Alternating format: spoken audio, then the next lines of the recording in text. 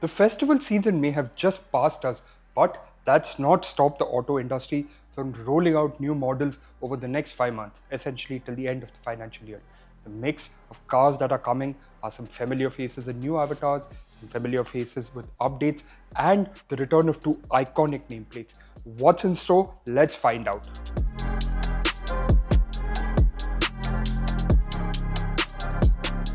The first car on our list is the new Hyundai Venue. Arriving 6 years after it was first launched, the car gets a new exterior design, a new interior design, and a significantly upgraded feature list. And this will allow it to continue its reign unabated in the subcompact SUV segment. Hyundai has released official images of the car, and photos of the interior reveal a dual-tone cabin with blue over beige, new interface for the climate control system, and a revised center console with ventilated seats and both drive and traction modes. Hyundai has confirmed that this new Venue will get level 2 ADAS, dual 12.3-inch digital displays which you can see in the photos, and over-the-air updates. The variant nomenclature too has been revised with the HX prefix across 7 levels. Finally, there will also be an N-line version, and it will be offered with a 1-liter GDI turbo petrol. Images of this car have been leaked, and it is expected to come a few months after the standard Venue has been launched. The Venue is Hyundai's most important car in the subcompact SUV segment, as it will take on vehicles like the Tata Nexon, Kia Sonet, Maruti Brezza, Maruti Fronx, Toyota Tazor, and the Mahindra XUV3XO. We said the return of two iconic nameplates. Well, here's the first one. Showcased over the course of 3 auto expos, the Sierra will finally be launched in its production-ready guise by the end of calendar year 2025. Tata's incorporated the square lines and glass roof of the original car, but interpreted to the latest Tata design language, creating a best of both worlds. Spy images of the cabin reveal an interior language quite similar to that of the Curve, Safari and Harrier, but with a triple screen layout. The Sierra will be offered in both EV and ICE guise. The EV will be very similar to what is being offered with the Tata Curve EV, which means a 45 kWh battery pack and a 55 kWh battery pack, and exclusively in front-wheel drive guise. Under the hood of the ICE range, we can expect Tata's 1.5-litre GDI turbo petrol, a completely new engine, and a 1.5-litre diesel. Both engines will be offered with AT and MT option. Tata has always been one to push a multi-model strategy in every part of the market that it fights in. And this part of the market, it will fight with both the Curve and the Sierra. Of course, the Sierra and Curve's biggest target is of course the Hyundai Creta, Kia Seltos and Kia Carens Clavis, and it will fight those cars with these two models. At the 2025 Bharat Mobility Expo, Maruti Suzuki took the wraps off the e-Vitara, its first ever battery electric vehicle. After multiple delays, Suzuki finally began production of the e-Vitara at its Gujarat factory and started off with exports. Now it will launch the car in India in December.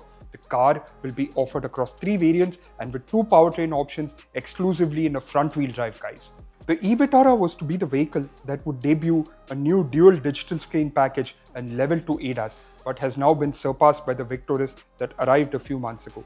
Unlike a lot of other manufacturers that are banking heavily on an EV-only future, Maruti Suzuki is hedging its bets on a multi-powertrain approach and will thus have petrol, CNG, CBG and hybrids, and of course EV as well. And the e-Vitara is their first EV.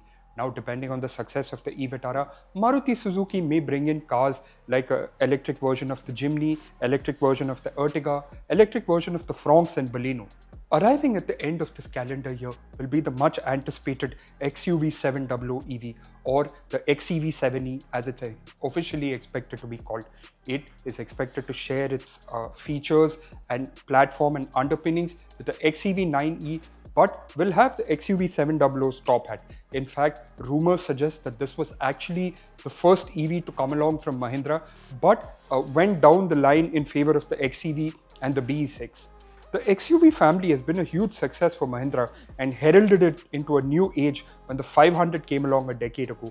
With Mahindra heavily invested in EVs, bringing in a familiar face will definitely be a boost for their EV dreams.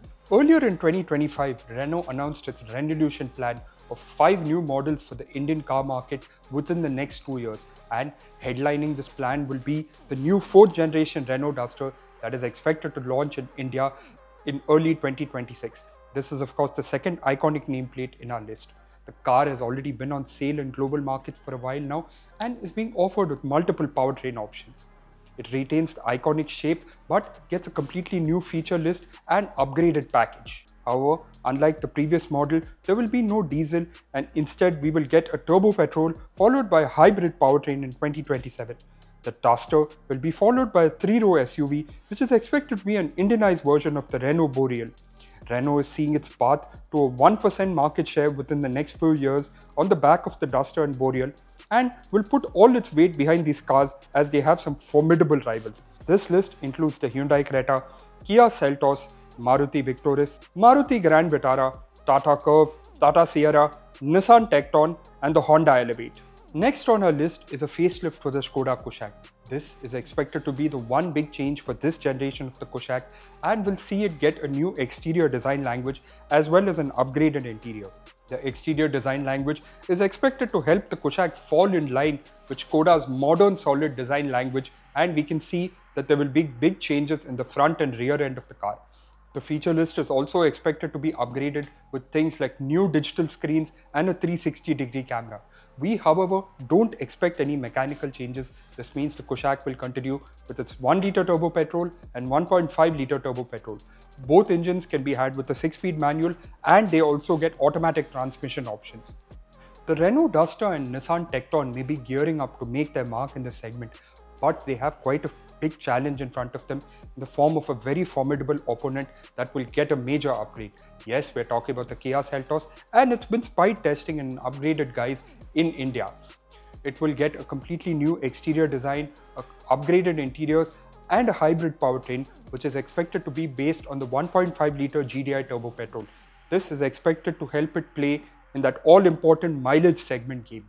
The final two cars on our list are the Nissan Tecton and a B MPV based on the Tiber. First up, the Nissan Tecton. It is based on the upcoming Renault Duster and will share its feature list and underpinnings and of course powertrain options. But it will get styling from the latest generation Nissan Patrol to help it stand out from the Renault Duster. The second big car from Nissan will of course be an MPV based on the updated Renault Tiber.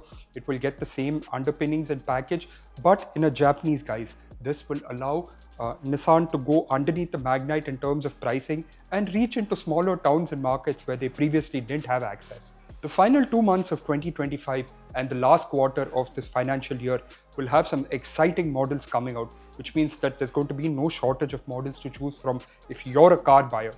What do you think of our list? Have we missed anything important? Let us know in the comment section below. Before we sign off, here's a reminder to hit those like, share and subscribe buttons and to hit that bell icon to be notified the instant we put out a new video.